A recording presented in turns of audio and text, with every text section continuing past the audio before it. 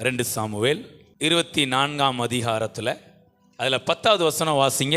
இவ்விதமாய் ஜனங்களை எண்ணின பின்பு, சொல்லுங்க, நல்லா கவனிங்க. ஜனங்களை எண்ணின பின்பு ராஜா பாப்புலேஷன் என்ன பண்றாரு, எவ்வளவு ஜனங்கள் இருக்காங்கன்னு தெரிஞ்சுக்கணும் அப்படின்னு சொல்லி எண்றாராம். என்ன தப்புன்னு தெரியல, ஆனா எண்ணினாராம். அதுக்கப்புறம் ராஜாவின் இருதயம் அவனை வாதித்தது. பாருங்களேன், எண்ணினாராம். இது ராஜாவுடைய இருதயத்தை என்ன பண்ணுது, வாதிக்குது.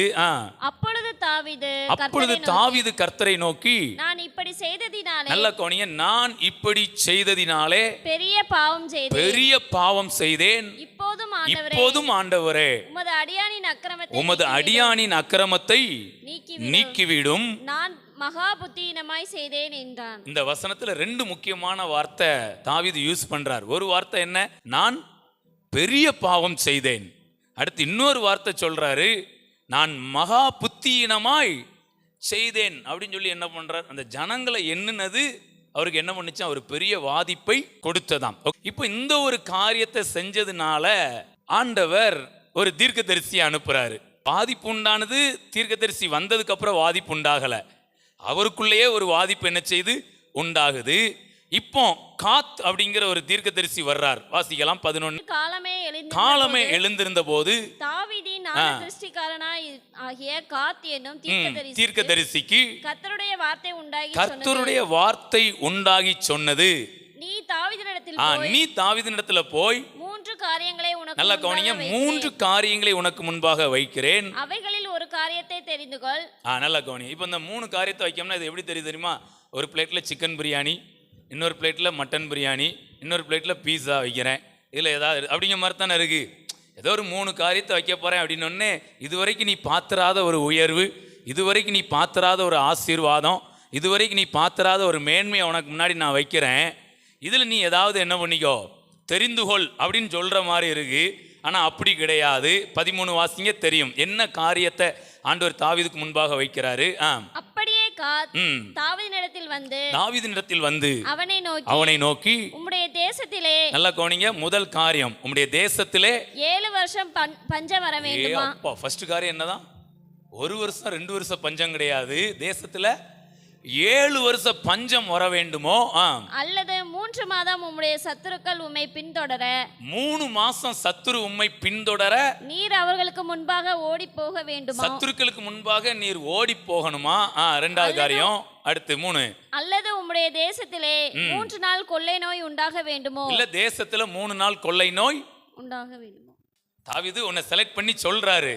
நல்ல கவனிங்க, எனக்கு ரொம்ப தொட்ட வார்த்தை உங்க மத்தியில நான் பிரசங்கம் பண்ணிட்டு இருக்கிறேன். முன்னில் ஒன்றை செலக்ட் பண்ணாரு. அவர் எதை செலக்ட் பண்ணார் தெரியுமா, 3 நாள் கொள்ளை நோயை செலக்ட் பண்ணார். 3 நாள் அதில் ஏகப்பட்ட பேர் செத்துருக்கிறாங்க. இப்போ நமக்கு அதெல்லாம் மேட்ரு கிடையாது. இப்போ நான் ஒரு முக்கியமான மேட்ரு உங்க முன்னாடி வைக்கிறேன். தாவீது அழகாக ஒரு வார்த்தை சொல்றாரு, அதை வாசிக்கலாம் பாருங்க. 14 வாசிங்க. அப்பொழுது தாவீது காத்தை நோக்கி, கொடிய இடுக்கணில் அகப்பட்டிருக்கிறேன். அப்பா என்ன இடுக்கணில், கொடிய இடுக்கணில். ஏன்னா 3ல் 1 செலக்ட் பண்ணி தான் ஆகணும். அப்போ கொடிய இடுக்கணில். நம்ம எல்லாருமே சில இடுக்கனை தாண்டி என்ன பண்ணியிருக்கோம். ஆனால் நீங்கள் இடுக்கணில் அப்படி இருக்க மாட்டீங்க, நீங்கள் அந்த இடுக்கனை கடந்து வந்து விடுவீர்கள். காரணம் என்னன்னா, நீங்களும் நானும் மனக்கண்கள் திறக்கப்பட்டவர்கள். மனக்கண்கள் திறக்கப்பட்ட பிள்ளைங்க. இடுக்கண்ல ரொம்ப நாள் என்ன பண்ண முடியாது, இருக்க முடியாது. Price God. இடுக்கண்கள் நீக்கப்படும், இடுக்கண்கள் மறக்கப்படும். Praise God. ஓகே, இப்போ அவர் சொல்றாரு, நான் கொடிய இடுக்கணில் அகப்பட்டு இருக்கிறேன். இப்போது நாம் கர்த்தருடைய கையிலே தட்டுங்களேன். எங்க விழுவோமாக, கர்த்தருடைய கையிலே விழுவோமாக. எங்கேயாவது ஒரு இடத்துல விழுந்துதான் ஆகணும், அல்லது விழுறதே விழுறோம். கர்த்தருடைய சொல்லுங்க, நான் விழுந்தாலும் நான் கர்த்தருடைய கரத்திலே. சொல்லுங்க, எத்தனை மனிதர்கள் பார்த்தேனையா, ஒருவரும் உம்மை போல இல்லையா. எத்தனை மனிதர்கள் பார்த்தேனையா, ஒருவரும் உம்மை போல இல்லையா. ஐயா, நீரின்றி வாழ்வே இல்லை உணர்ந்தேன் ஐயா, உந்தனின் மாறா அன்பை மறவேன் ஐயா, நீரின்றி வாழ்வே இல்லை உணர்ந்தேன் ஐயா, உந்தனின் மாறா அன்பை மறவேன் ஐயா, துதி உமக்கே கனம் உமக்கே, புகழும் மேன்மையும் ஒருவருக்கே, துதி உமக்கே கனம் உமக்கே, புகழும் மேன்மையும் ஒருவருக்கே, புகழும் மேன்மையும் ஒருவருக்கே. தாவீது அழகா ஒரு வார்த்தை, இப்போதும் நாம் கர்த்தருடைய கையிலே விழுவோமாக. ஏன் அப்படின்னா அவருடைய இரக்கங்கள் மகா பெரியது. கைய தட்டுங்களேன். தேவனுடைய இரக்கங்கள் பெரியது கிடையாதான், அவருடைய இரக்கங்கள். ஆனா இவருடைய பாவம் எப்படிப்பட்ட பாவமா? பெரிய பாவம். பாவம் என்ன பாவம்? பெரிய பாவம். புத்தீனம் எப்படிப்பட்ட புத்தீனமா? மகா புத்தீனமா. இடுக்கன் எப்படிப்பட்ட இடுக்கனா? செம்மையா இருக்கும். பெரிய பாவம், மகா புத்தியினம், கொடிய இடுக்கன், இத்தனையையும் இப்ப ஒரு காரியம் தூக்க போது அந்த காரியம் தான் தேவனுடைய, அது என்ன இரக்கம்? அவருடைய இரக்கம் பெரியது கிடையாது, மகா பெரியது. இன்றைக்கும் நான் இந்த இடத்துல நிக்கிறேன்னா எதனால நிக்கிறேன் தெரியுமா? அவருடைய அந்த மகா பெரிய இரக்கத்தினால் உங்க முன்னாடி நின்று நான் பேசி கொண்டிருக்கிறேன். கர்த்தருடைய இரக்கத்தை நான் அனுபவித்தவன். அவர் இரக்கத்தில் ஐஸ்வர்யம் உள்ளவர். பிரைஸ் காட், ஹல்லேலூயா. இன்னொரு பாட்டு கூட பாடம் தெரியுமா? மனதுருகும் தெய்வமே ஏசையா, மனதார துதிப்பேன் ஸ்தோத்தரிப்பேன், மனதுருகும் தெய்வமே ஏசையா, மனதார துதிப்பேன் ஸ்தோத்தரிப்பேன், நீ நல்லவர் சர்வ வல்லவர், நீ நல்லவர் சர்வ வல்லவர், உம் இரக்கத்திற்கு முடிவே இல்லை, உம் அன்பிற்கு அளவே இல்லை, உம் இரக்கத்திற்கு முடிவே இல்லை, உம் அன்பிற்கு அளவே இல்லை, அவை காலை தோறும் புதிதாய் இருக்கும், அவை காலை தோறும் புதிதாய் இருக்கும், மனதுருகும் கைகளை தட்டி ஏசையா, மனதார துதிப்பேன் ஸ்தோத்தரிப்பேன், மனதுருகும் தெய்வமே ஏசையா, மனதார துதிப்பேன் ஸ்தோத்தரிப்பேன். Praise God. அப்போ நெகட்டிவ் எத்தனை இருக்குது? 3 இருக்கு. அவருடைய கிரியை நிமித்தம் அந்த நெகட்டிவ் 3 இருக்கு. கர்த்தருடைய இரக்கம் 1 இருக்குது. இந்த ஒரு மகா பெரிய இரக்கம் இந்த 3 நெகட்டிவான காரியத்தையும் நீக்கி போடுகிறது. Praise God. இப்போ பாருங்க, அடுத்த வார்த்தை ரொம்ப நல்லா இருக்கும், வாசிங்க.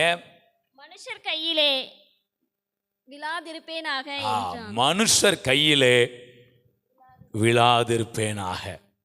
தாவீது மனிதர்களால் அதிகமாக என்ன பண்ணப்பட்டிருக்கிறாரு? காயப்படுத்த. Price God. அதே நேரத்தில் தேவனுடைய கிருபையையும் அதிகமாக உணர்ந்திருக்கிறாரு. அவருக்கு ஒரு காரியம் நடந்துருச்சு. இப்போ மனுஷர் கையிலன்னா என்ன தெரியுமா? அந்த சத்துருக்கள் கையில் விழுறது அவருக்கு தெரியும். மனுஷன் வச்சு செய்வான். அதனால் கர்த்தர் கொஞ்சம் பார்த்து இறக்கம் என்ன பண்ணுவார்? காண்பிப்பார். அப்படின்னு ஒன்று, மனுஷர் கையில் விழாதிருப்பேனாக. நான் கர்த்தருடைய கரத்தில் என்ன பண்ண போகிறேன்? கர்த்தர் மேலே என்ன நம்பிக்கை இருந்திருந்தா அவர் மேலே விழுந்திருப்பார் பாருங்களேன். Praise God. ஏங்க, நீங்கள் நானும் என்ன நடந்தாலும் ஒரு மனிதன் மீது சாய்வதற்கு முன்பாக கர்த்தர் மேலே நல்லா சாஞ்சிட்டு போயிருங்க. அவருக்கு தாங்க தெரியும் உங்கள் இருதயத்தின் துடிப்பு என்னன்னு. மனிதனுக்கு முகம் மட்டும்தான் தெரியும், கர்த்தருக்கு தான் உங்கள் இருதயமும் தெரியும், இருதயத்தின் மையப்பகுதியும். தாவீதுக்கு இது நல்லா தெரியும், மனுஷன் முகத்தை தான் பார்ப்பான், என் கர்த்தரோ என் இருதயத்தை பார்க்கிறார். என் மனம் ஆழம் என்ன நீரறிவீர், என் மன விருப்பங்கள் பார்த்து கொள்வீர். என் மனமாழம் என்ன நீரறிவீர், என் மன விருப்பங்கள் பார்த்து கொள்வீர். ஊழிய பாதைகளில் உடன் வருவீர், சோர்ந்திட்ட நேரங்களில் பலன் தருவீர். வாழ்க்கையின் பாதைகளில் உடன் வருவீர், தோல்வியின் நேரங்களில் ஜெயம் தருவீர். துதி உமக்கே, கனம் உமக்கே, புகழும் மேன்மையும் ஒருவருக்கே. துதி உமக்கே, கனம் உமக்கே, புகழும் மேன்மையும் ஒருவருக்கே. புகழும் மேன்மையும் ஒருவருக்கே.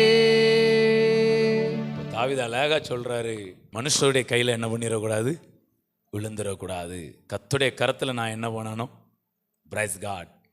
நீ ஒரு வேளை அதெல்லாம் அனுபவிச்சிருந்தீங்கன்னா உங்களுக்கு தெரியும், மனிதருடைய கையில் விழுந்து ஏதாவது வேதனைகளை அனுபவித்திருந்தீங்கன்னா நல்லா அது என்ன செய்யும், புரியும். தாவீது அப்படி நிறைய என்ன பண்ணியிருக்கிறாரு, அனுபவித்திருக்கிறார். அதனால் கடைசியில் சொல்கிறார், இல்லை நான் கர்த்தருடைய கரத்தில் விழுவேனாக, அவருடைய இரக்கங்கள் மகா பெரியவைகள்.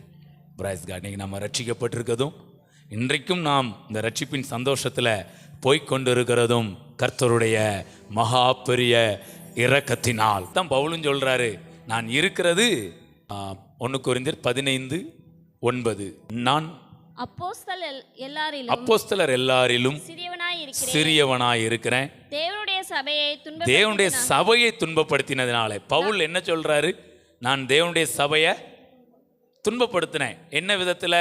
இயேசுங்கிற நாமத்தை சொல்றவங்களெல்லாம் என்ன பண்றார், பிடித்து அடித்து கொலை செய்கிற அளவு கூட என்ன பண்ணியிருந்தார், போயிருந்தார். அப்போ பவுல் சொல்லும்போது நான் சபையை என்ன பண்ணேன், துன்பப்படுத்தினேன். Price God. அதுக்கப்புறமா நான் அப்போஸ்தலன் என்று பேர் பெறுவதற்கும் பாத்திரவான் அல்ல. இப்ப சொல்ல, ஆகிலும் நான் இருக்கிறது தேவ கிருபையினாலே இருக்கிறேன். கையை தட்டுங்களேன். Price God. நான் இருக்கிறது தேவ கிருபையினாலே இருக்கிறேன். இன்னைக்கு நம்மெல்லாம் இருக்கிறது தேவ கிருபையினால என்ன பண்ணிட்டு இருக்கிறோம், இருந்து கொண்டிருக்கிறோம். அதுக்கப்புறம் சொல்றாரு, அவர் எனக்கு அருளிய கிருபை விருதாவா இருக்கவில்லை. கையை தட்டுங்க. தேவன் எனக்கு அருளிய கிருபை அது விருதாவா இருக்கவில்லை. என்னை மாற்றினது, என்னை மறுரூபப்படுத்தி கொண்டிருக்கிறது, என்னை சீர்வருந்த பண்ணி கொண்டிருக்கிறது. Praise God. ஹல்லேலூயா. லௌகிக துக்கம் எதை கொடுக்கும்? மரணத்தை கொடுக்கும். தேவனுக்கேற்ற துக்கம் மனம் திரும்புதலை கொடுக்கும். தேவனுக்கேற்ற சந்தோஷம் மறுரூபத்தை கொடுக்கும். கையை தட்டி.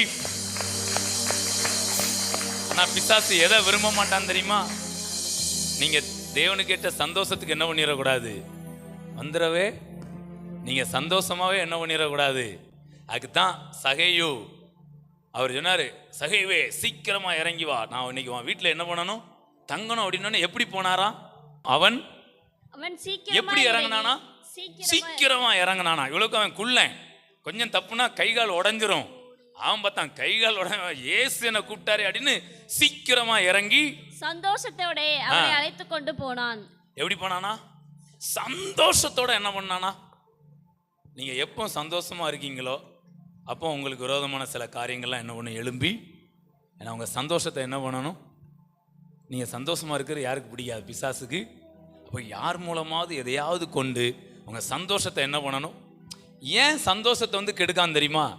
நீங்க சந்தோஷப்பட்டீங்கன்னா நீங்க மறுரூபம் ஆயிருவீங்க. நீங்க துக்கப்பட்டீங்கன்னா மனம் திரும்புவீங்க. ஆனா துக்கம் கொஞ்ச நேரம் தான் இருக்கணுங்க. சந்தோஷம்தான் ஏங்க. எங்கேயாவது நித்திய துக்கம்னு எங்கேயாவது கேள்விப்பட்டிருக்கீங்களா? மகிழ்ச்சி எப்படி கையை தட்டுங்க. மகிழ்ச்சி, நித்திய மகிழ்ச்சி. இந்த பைபிள் ஸ்டடி நேரத்தில் ஆண்டவர் உங்க தலை மேல, என் தலை மேல ஒரு மகிழ்ச்சியை வைக்கிறார். அது கொஞ்ச நேரம் இருந்துட்டு மறைந்து போற மகிழ்ச்சி கிடையாது. நித்திய மகிழ்ச்சி. நித்திய மகிழ்ச்சி தலைமேல் கையை தட்டி